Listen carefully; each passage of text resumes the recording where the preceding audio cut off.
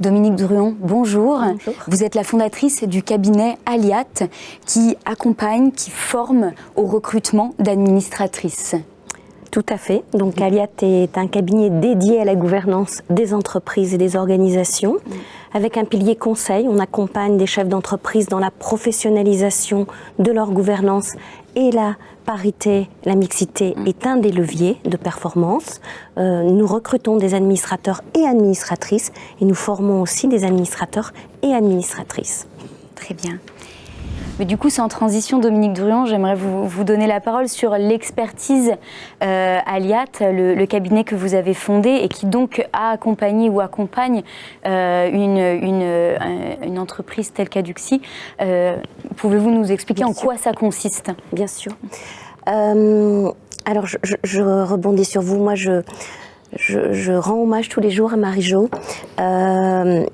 Sa loi a en fait donné du sens à l'activité professionnelle que j'ai créée en 2012. J'ai eu un parcours exécutif où pendant 19 ans, j'ai travaillé à la direction générale d'un grand groupe coté du SBF 120 et pendant 15 ans, j'ai été la seule femme au comité exécutif dans un groupe d'ingénierie. Ça a été d'une violence absolue. Et ce que Marie-Jo évoquait tout à l'heure, c'est-à-dire que quand cette loi a été votée, je me suis retrouvée à un déjeuner au Ritz avec 7 présidents du CAC 40 à l'époque. Et je me suis entendue dire mais enfin, Madame Druon, vous n'imaginez pas, des femmes compétentes, on n'en trouvera pas. Et en plus, ça n'intéresse pas les femmes.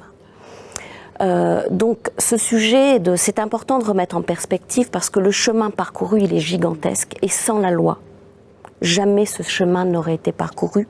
Et parce que j'ai vraiment souffert pendant 15 ans, femme ingénieure dans un groupe d'ingénieurs, quand j'ai été nommée directrice générale en France de ce groupe, j'ai constitué à l'époque, en 2003, 4, 5, un COMEX France 50-50.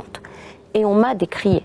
On m'a dit, mais comment tu peux faire monter tant de femmes ? C'était juste des femmes de l'ombre qui étaient derrière des dirigeants hommes, qui n'en avaient ni la rémunération ni la responsabilité. Et je me suis dit en 2012, cette loi va créer les conditions du possible. J'avais beaucoup travaillé aux États-Unis, en Angleterre, où la gouvernance était très développée. Et en fait, ce qui m'a intéressée, c'était pas de faire un cabinet féminin, c'était de faire un cabinet qui contribue à professionnaliser la gouvernance et effectivement, comme vous dites, la diversité. Mais moi, j'ai rencontré des conseils d'administration de groupes de distribution que je ne nommerai pas, dont les conseils d'administration, j'ai fait des évaluations de conseils, dont les conseils d'administration étaient à 100% composés d'hommes. Et quand j'ai posé la question, depuis combien de temps n'avez-vous pas fait les courses dans un supermarché ? Qui a fait ses courses sur Internet? Il y avait un seul homme qui était allé dans un des supermarchés en Bretagne pendant ses vacances pour aller acheter avec son épouse de quoi faire le barbecue. Donc quand on parle d'un conseil d'administration qui va prendre des décisions stratégiques, d'investissement, d'orientation stratégique, les investissements les plus majeurs de l'entreprise et qu'il est complètement déconnecté de son marché, on peut se poser la question, mais tous ces hommes sont-ils effectivement cette instance les plus compétents, les plus à même pour prendre les bonnes décisions? Question qu'on ne se pose pas a priori, mais qu'on va systématiquement se poser pour une femme, est-ce qu'elle va être compétente?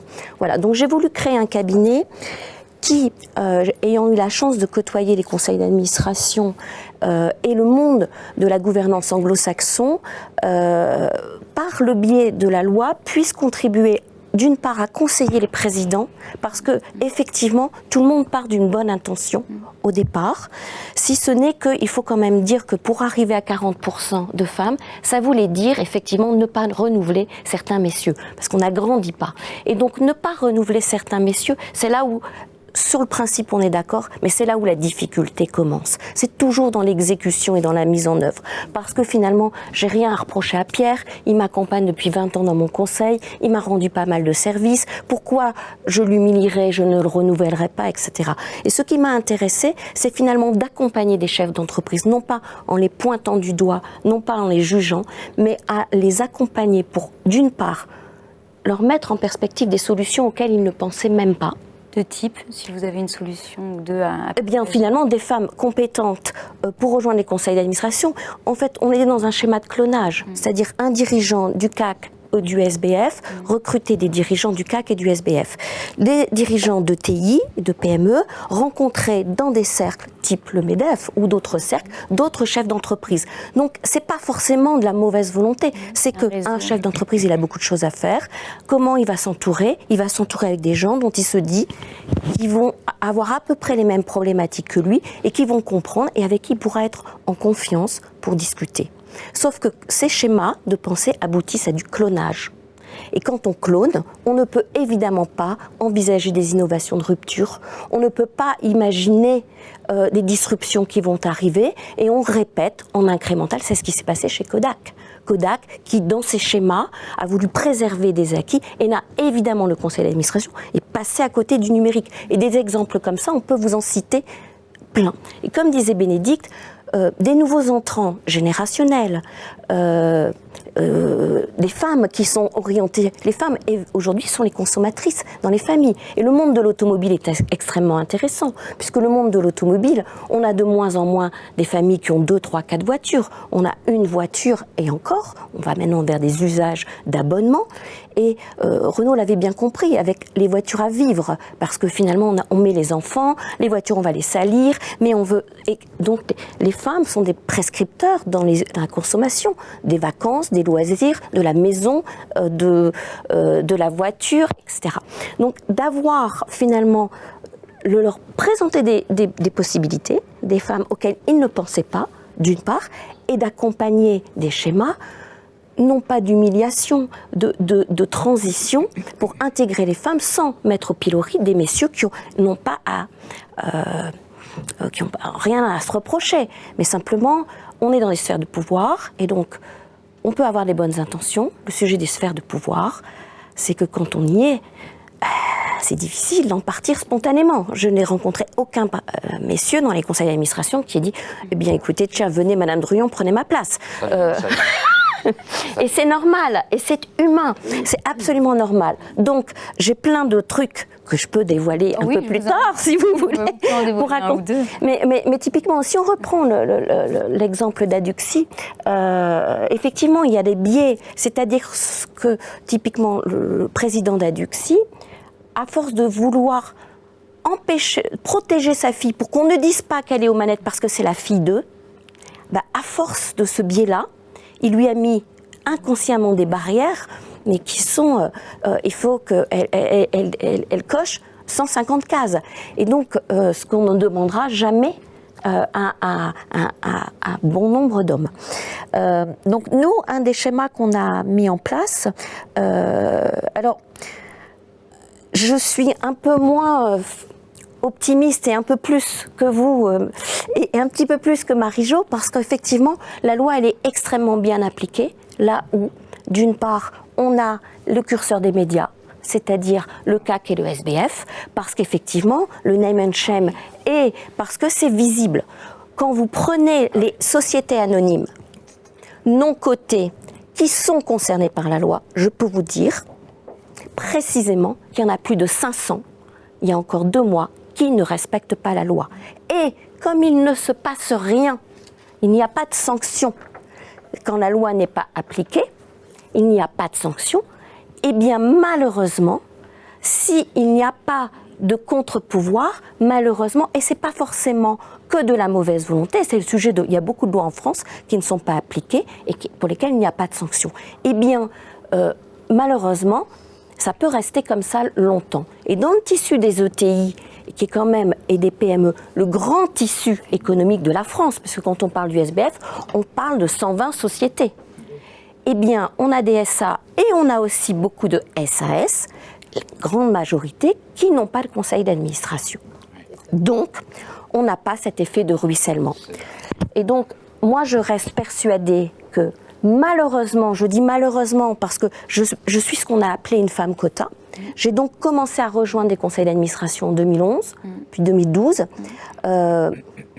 Et je dois dire que s'il n'y avait pas eu cette loi, je ne me serais même pas autorisée moi-même à postuler. Alors que j'étais depuis 15 ans au COMEX d'une SBF 120. J'étais numéro 3 d'un SBF, je ne me serais pas autorisée. Donc les femmes se mettent des freins, indéniablement. Ensuite, cette loi a créé les conditions du possible, mais en dehors du cadre du SBF, il y a tellement encore à faire, quoi. Et ça n'est pas fait. Et s'il n'y a pas de quota, il n'y a pas d'obligation. Et moi, je dis toujours, que démontre le SBF ? On a au SBF 42,7% effectivement de femmes à l'issue des AG de juin 2019 dans les conseils d'administration. Donc c'est un succès. Dans ce même SBF, donc qu'est-ce qu'ils ont réussi à trouver, toutes ces sociétés ? Ils ont réussi à trouver des femmes compétentes. Hein ? Voilà, ils ont réussi à trouver des femmes compétentes. Ce même SBF, et j'en ai fait partie d'un pendant 20 ans, vous regardez les COMEX, on est à 18, c'est ça ? On est à 20%. Donc, et quand vous écoutez, ces mêmes présidents ou DG, eh bien, ils vous expliquent que c'est compliqué, que c'est toutes les raisons qu'on connaît. Donc moi, je dis, quand il y a des quotas, les sociétés trouvent des femmes compétentes. Quand il n'y a pas de quotas, en grande majorité, la plupart du temps, les sociétés trouvent des excuses. Pas parce qu'elles veulent mal faire, mais parce qu'il y a toujours plus important à faire. Et surtout parce qu'il faut changer de paradigme, il faut changer de façon, c'est exactement ce que vous décrivez, de job description. Il faut changer la façon dont on définit les postes. Il faut promouvoir, et bien sûr qu'il faut un pipe et que ça ne peut pas se faire dans la durée, mais moi je pense qu'il faut des quotas sur une plus longue échelle de temps, parce qu'il y a le sujet de la promotion, des parcours, qu'il faut toujours qu'on propose des binômes, et les comités de nomination, rémunération, parce que ces comités s'appellent nomination et rémunération, doivent effectivement, de mon point de vue, avoir une vraie responsabilité de s'intéresser à ce qu'on appelle les succession plans, mais dans toutes les organisations, en demandant à chaque fois qu'on présente un homme et une femme. Voilà, en le demandant.